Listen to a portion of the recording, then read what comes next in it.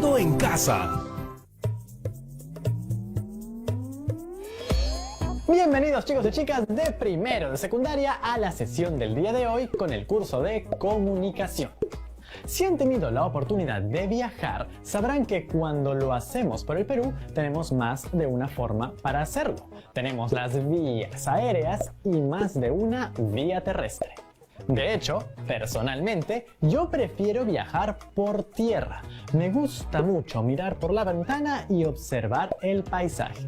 De hecho, recuerdo mucho cuando en la capital se inauguró el Metro de Lima. Me pareció fabuloso contar con un sistema de transporte de trenes modernos aquí en el Perú. Y hablando de trenes, ¿ustedes se han puesto a pensar cuántos trenes tenemos en el Perú? Pues hoy, con nuestros amigos de Sucedió en el Perú, veremos un video que nos permitirá responder esa pregunta y conocer más acerca de los ferrocarriles que recorren el territorio y la historia de nuestro país. Pero antes de subirnos a este vagón de tren, tenemos que sacar lápiz y papel para ejercitar nuestra escucha atenta y resolver las siguientes preguntas. ¿Listos? Primero, ¿cómo surgieron los ferrocarriles en el Perú y cuáles fueron las necesidades que se satisfacieron gracias a ellos? 2. ¿Qué beneficios generaron los ferrocarriles en el Perú? 3. ¿Qué características o información relevante identificamos en el ferrocarril de la ruta Lima-Callao? 4. ¿Qué características o información relevante identificamos en el ferrocarril Tacna-Arica? 5. ¿Qué características o información relevante identificamos en el ferrocarril Lima-Chorrillos? Y 6. ¿Cuáles fueron los principales problemas y dificultades que se presentaron en nuestro país y que hicieron difícil el desarrollo del transporte ferroviario? ¿Las tienen? ¡Perfecto! Entonces, bienvenidos al tren. ¡Vamos con el video!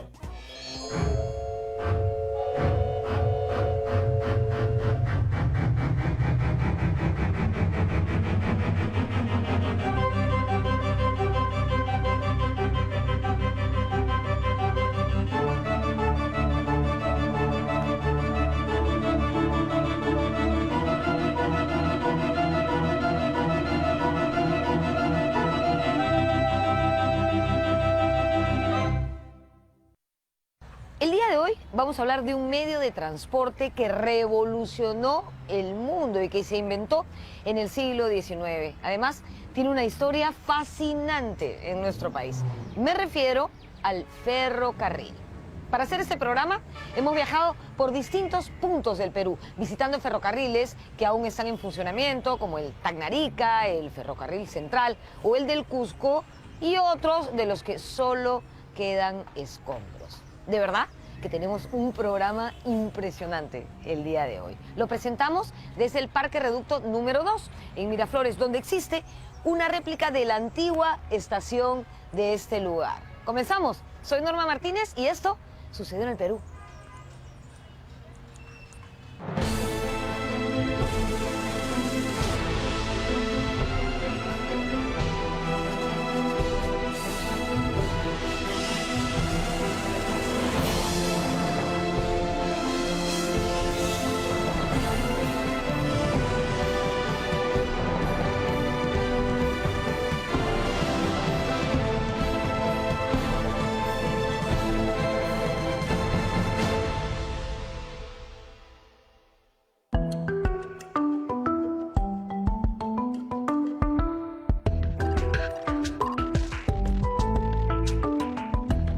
Nuestra geografía siempre ha sido una extraordinaria potencialidad, pero también un problema. Potencialidad, entre otras cosas, por nuestra biodiversidad y todo lo que ello trae, pero problema por lo difícil que ha sido articular nuestro territorio, comunicarlo y hacer que el Estado llegue hasta el rincón más remoto de nuestro país. En el Perú antiguo, esto fue posible gracias al Capac Ñan, o Camino Inca. Después hubo varios intentos y aún seguimos en ello, pero uno muy importante se produjo a mediados del siglo XIX. Un invento estaba cambiando el mundo: el caballo de hierro, es decir, el ferrocarril.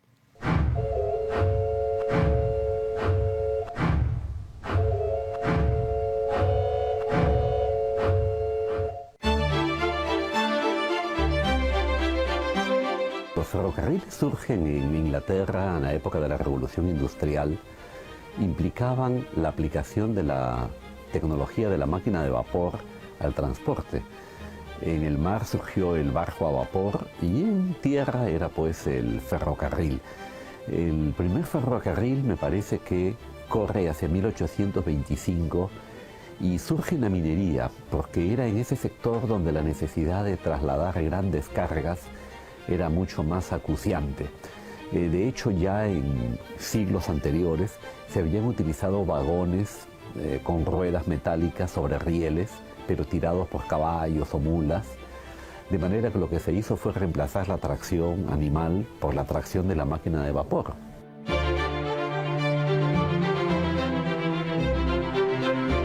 Uno de los problemas del país era su geografía tan intrincada, ¿no? Recordemos que un funcionario virreinal arrugó un papel y se lo presentó al rey de España diciéndole: así es el territorio peruano, ¿no? Como un papel arrugado. Creo que esto nos daba una idea gráfica de los problemas para la comunicación en el Perú. Territorio montañoso, lleno de abismos o quebradas, y en la costa el desierto árido, donde no se podía usar la rueda. Apenas iniciada la República, existían planes para hacer ferrocarriles en el Perú. En 1826 se presentó el primer requerimiento para construir una línea férrea entre Lima y el Callao. Pero todos estos planes tuvieron que esperar hasta mediados de siglo y empezaron a concretarse gracias al dinero del guano. Fue así que en 1845 se expidió el decreto y en 1848 se firmó el contrato para la construcción del primer ferrocarril del Perú. Jane Han lo mencionaba, ¿no? Los ferrocarriles eran el espíritu de los tiempos, ¿no? Nadie estaba exento de los beneficios que los ferrocarriles iban a traer. Aparte de modernidad, también se habla de civilización, de poder acercar a los pueblos, ¿no? Entonces era toda una cadena de beneficios que no solamente económicos, ¿no? Sino también sociales y culturales. La concesión del ferrocarril Lima-Callao le fue otorgada a dos empresarios locales. Se inauguró en 1851, cubriendo una distancia menor a 14 kilómetros entre el muelle del puerto y la estación de San Juan de Dios, ubicada en la actual Plaza San Martín. Los primeros ferrocarriles son los que unen a Lima con el mar, ¿no? Entonces el primero es el ferrocarril Lima-Callao, que se hizo fácilmente, podríamos decir, porque es un camino más o menos llano y existía ya un camino carretero que es el antecesor del ferrocarril por el que circulaban carretas, de ahí el nombre de camino carretero, que había hecho el virrey O'Higgins a comienzos del siglo XIX.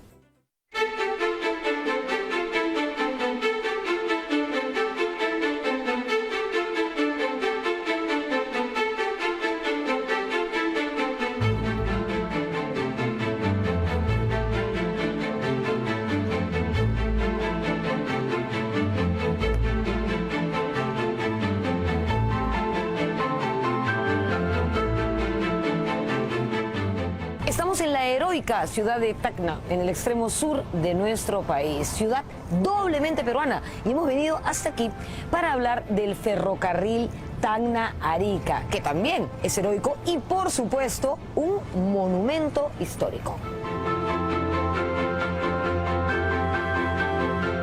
Pero esta era una cuenca pues increíble, porque era Arica, Tacna y toda la República de Bolivia, con ciudades que en ese momento estaban en la total opulencia, ¿no?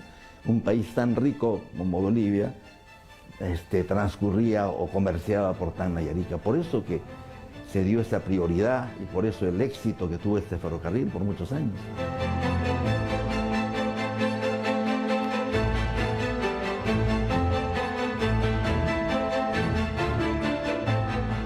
decimos que el ferrocarril Tacna-Arica es un monumento histórico por varios motivos. Primero, porque fue el segundo que se construyó en nuestro país. En 1855, en diciembre, de hecho, de 1855, entró el primer tren a Tacna y el 1 de enero del año siguiente, en 1856, comenzó su recorrido diario Tacna-Arica. Por ese entonces gobernaba nuestro país el mariscal Ramón Castilla y Arica era parte del Perú. Además, es el tren más antiguo que sigue en pie y está, como ven, en pleno funcionamiento.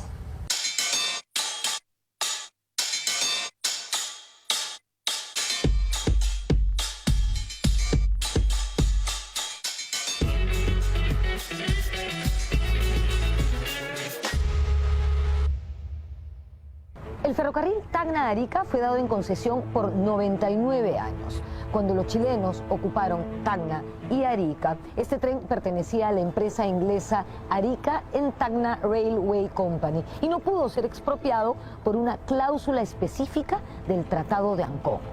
En 1955 el ferrocarril regresó al Estado peruano. Ya para entonces Tacna se había reincorporado a la patria y el tramo del ferrocarril que quedaba en Arica también quedó como una posesión peruana.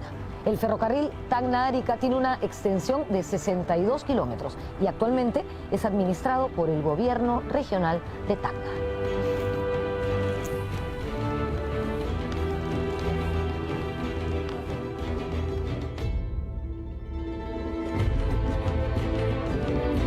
Todavía he visto el ferrocarril en toda su plenitud, en toda su, claro, cuando era pues la locomotora, ¿no? Con 2 salones, 3 salones de segunda y el salón de lujo, con su comedor que todavía está por allí. Eso es, he visto esas épocas en que realmente están en todo su apogeo, ¿no? Como dice Basadre en La Vieja Historia precisamente, lo que significaba el ferrocarril para Tacna, la gente iba a esperar a los viajeros, iba a ver quiénes viajaban, era un divertimento, era algo un motivo de reunión social para la época.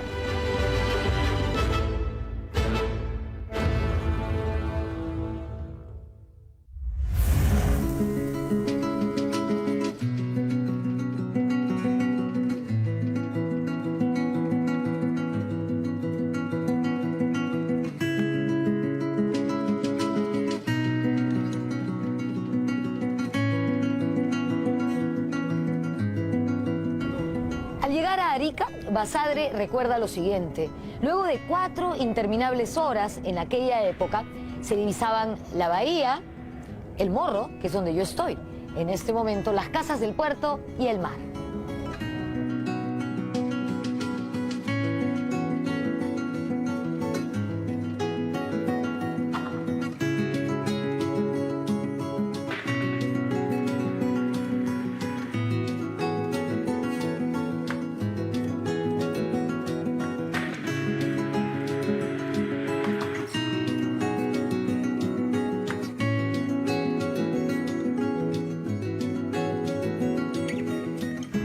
Seguimos en Tacna y en plena avenida Leguía nos hemos encontrado con este ferrocarril que es una verdadera pieza de museo. Este ferrocarril iba de Mollendo a Puno, pasando por Arequipa y de ahí a Cusco, pasando por la cordillera de los Andes. Es realmente impresionante. ¿Vamos a conocerlo?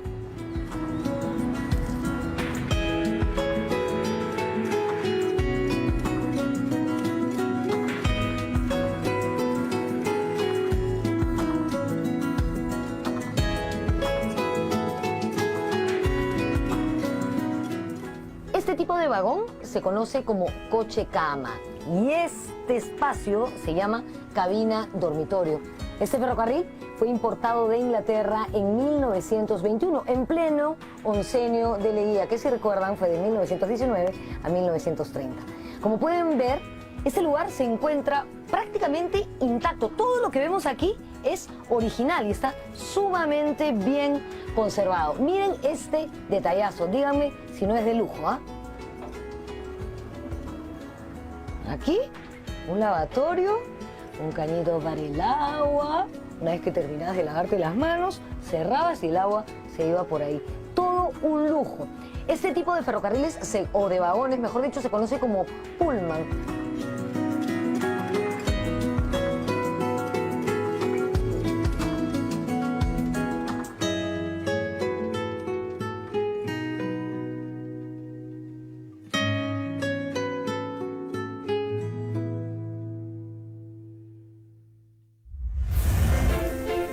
El tercer ferrocarril construido en el Perú fue el Lima-Chorrillos, inaugurado en 1858.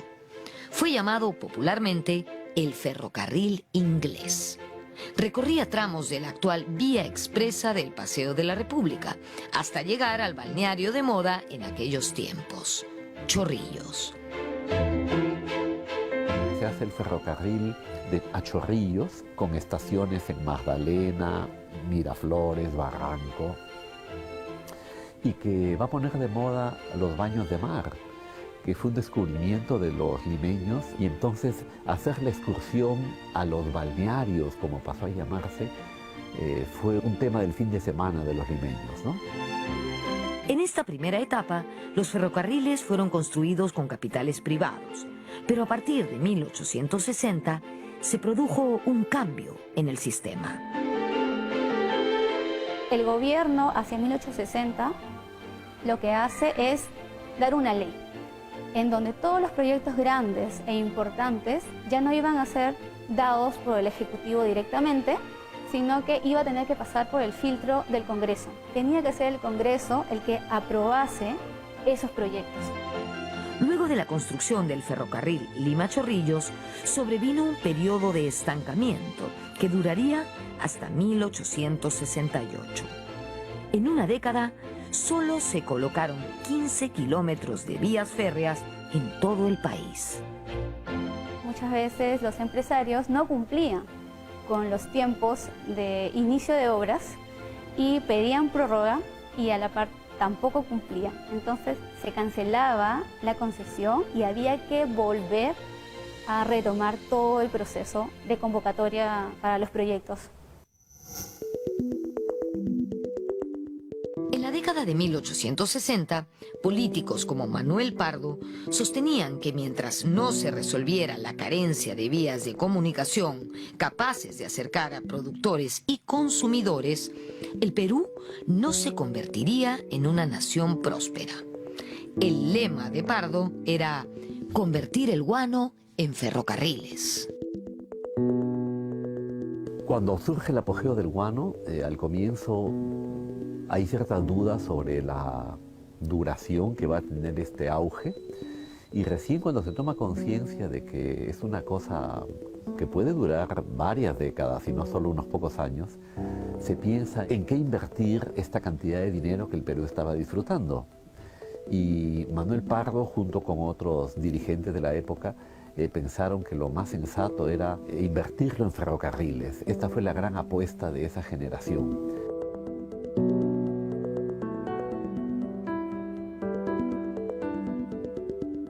Regresamos con el ferrocarril central andino.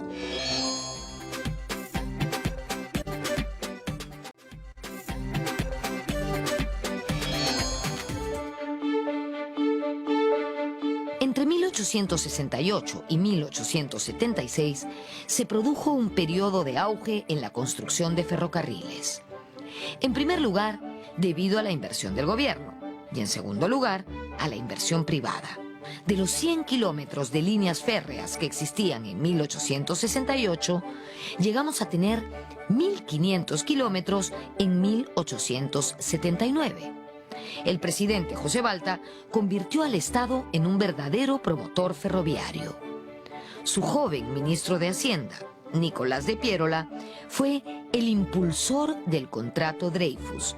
Con este aval, el Estado peruano adquirió grandes préstamos y emprendió la construcción de una decena de líneas férreas. En la época del guano, el Perú adoptó la mala estrategia, diría, de gastar hoy el dinero de mañana, ¿no? Esto debido a que el guano, si bien produce ingentes riquezas, lo hace de una forma irregular y con cierto retraso, porque desde que tú extraes el guano hasta que lo transportas y lo vendes y cobras, pasan 2 o 3 años. Entonces, en esa época, el Perú vivía, el Estado peruano, de los préstamos que le hacían los propios consignatarios o la banca europea. Luego este préstamo se pagaba con la venta del guano. El Estado peruano quedaba fuertemente endeudado contra un proyecto que debía producir ingresos que permitan pagar el préstamo.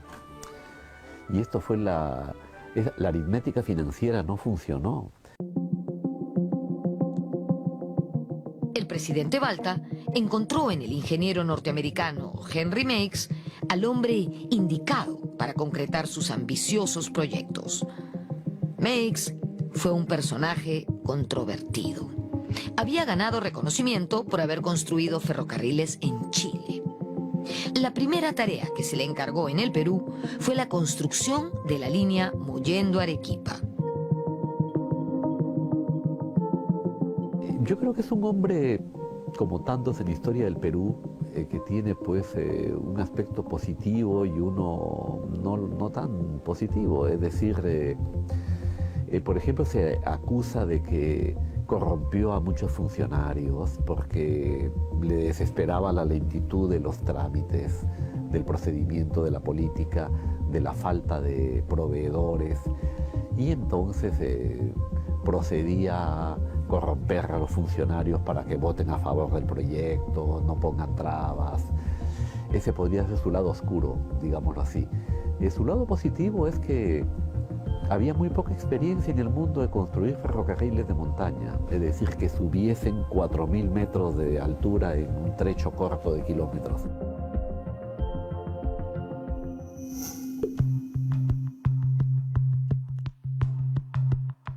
Los ferrocarriles fueron un proyecto muy interesante, pero al parecer, como en muchos otros casos, el problema principal fue la política.